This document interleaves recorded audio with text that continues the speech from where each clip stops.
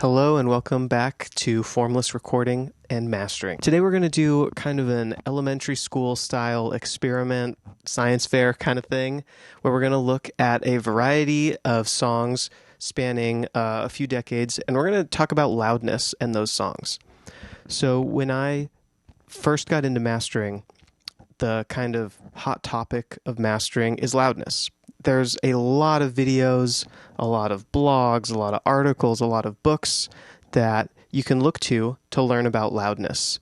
And a lot of them are really, really good, and some of them are not so helpful. And so, to me, after I'd read some books and, listened to a lot of things and different ideas regarding loudness, what I decided to do was just kind of take it into my own hands and get a variety of music and just see how loud it was. So I've got a variety of CDs here. We've got All Things Must Pass, George Harrison, one of my all-time favorites, Genesis, REM, Pearl Jam, Nick Cave, Phil Collins, U2, Green Day, Tracy Chapman, Fleet Foxes, Black Country, New Road. We've got a whole heap of songs in here. I've arranged them from earliest release to most recent release.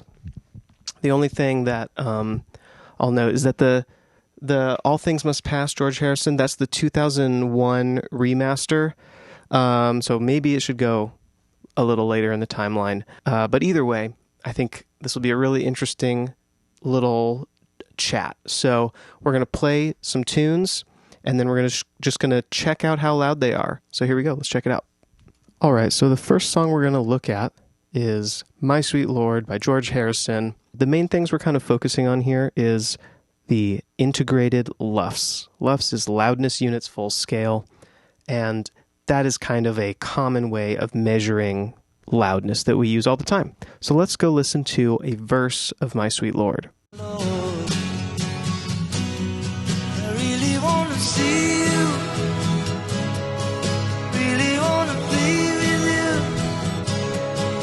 Really want to see you, Lord. So we're sitting around about minus 13 LUFS in a verse there. Let's go more towards the end of the song at kind of one of the loudest points of the song, and let's see what that's like. I'm going to click this reset here.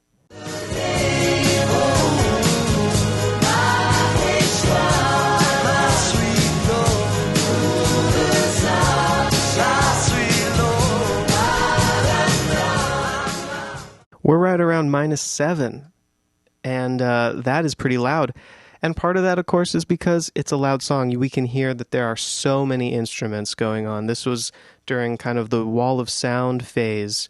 So partially, of course, it's going to be louder. There's a lot of things going on. Let's keep going through time here. We're going to go look at Gloria by U2 next.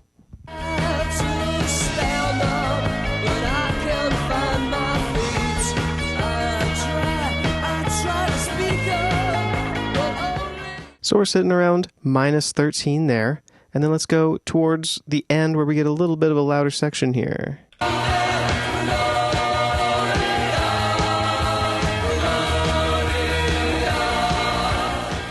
So we're at about minus 10 there.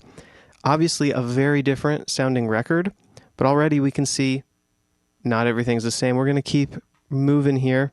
So let's go to That's All. I could say day and you'd say night.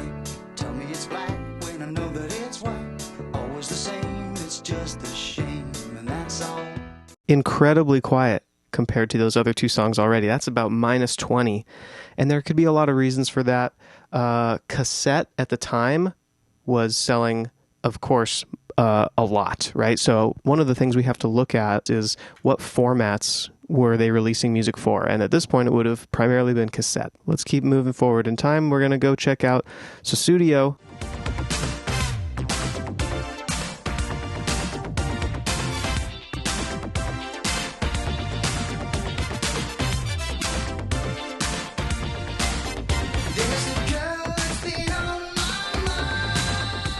Yeah, so we're sitting around minus 17, minus 18. Pretty interesting already. Way quieter than some of the other music we've looked at. Let's go look at Fast Car by Tracy Chapman. You got a fast car, I got a plan to get us out of here. Been working at the convenience store. Managed to save just a little bit. So we're sitting there around minus 20. Let's go to a chorus of the tune here. In your car, speed so fast, I felt like I was drunk.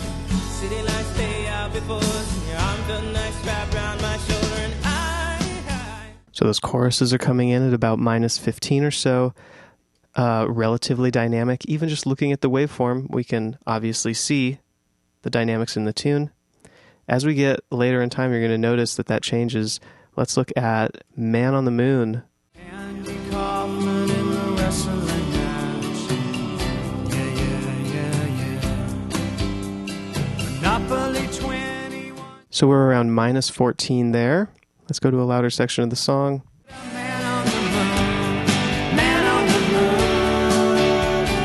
If you believe. And we're sitting at about minus 10 on those louder sections. We're going to keep scrolling through time.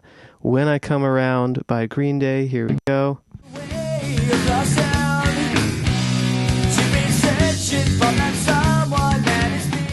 We're at about minus 8, minus 8.5. As we can tell just from looking at the waveform, it's pretty consistent, just like the loudness measurement was pretty consistent. Corduroy is next. Continuing forward in time, here we go on Corduroy.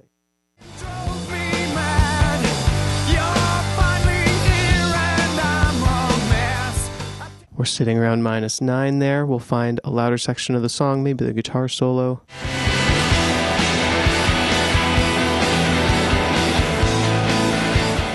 That also has an interesting true peak here. I think the highest true peak of any of these songs sitting at 0.5 at a certain point. Let's go look at Seven Nation Army.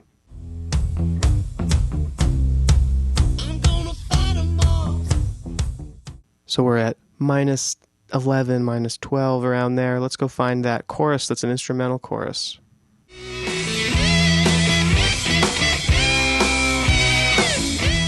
So we're sitting around minus 7.5 without any vocals in there. And as we can tell just by looking at the waveform, this looks, in these quiet sections to the loud sections, way different. And we can see it's kind of getting, a little chopped off there compared to some of these other tunes. So we're going to keep scrolling here. Now we're up to The Sound of Settling by Death Cab for Cutie. This is the sound of settling.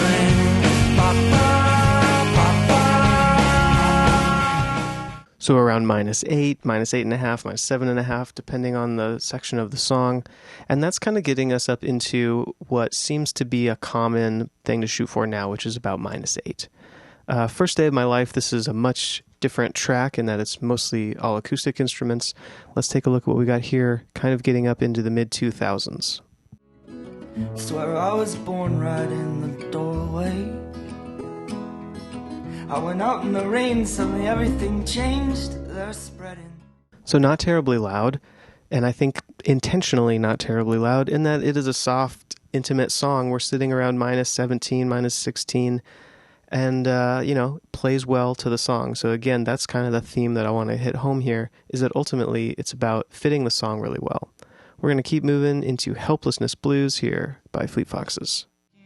I'd say I'd rather be a functioning cog in some great machinery, serving something beyond me. My light in the dawn.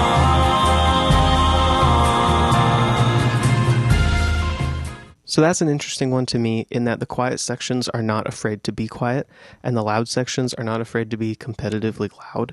I think it's relatively dynamic, pretty cool.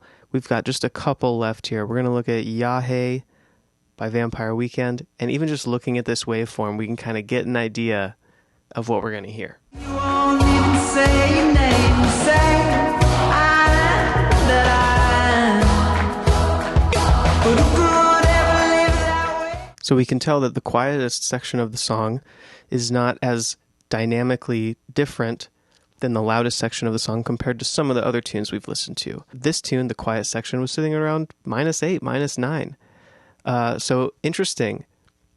I still really like this record. I love this record. I think it's awesome, and they're pushing it to be loud, and I think that sounds fantastic. And some of these other records that are quieter can also sound fantastic, just in different ways. So the last one, we're going to look at Sunglasses by Black Country New Road. Marble Road, courtesy of fate. I lose myself. All the cards you kept are more than adequate. That one's a really interesting one. I'm biased because that's one of my favorite bands right now, but I love the way that they play with dynamics.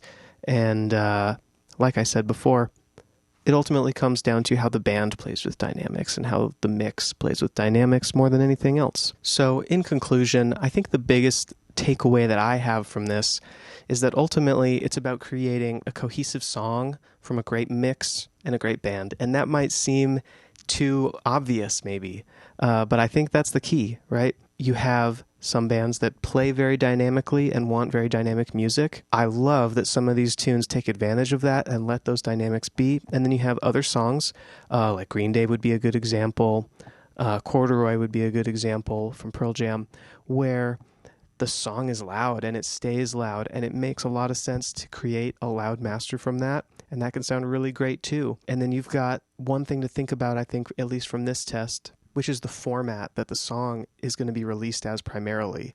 These days we've got a lot of formats.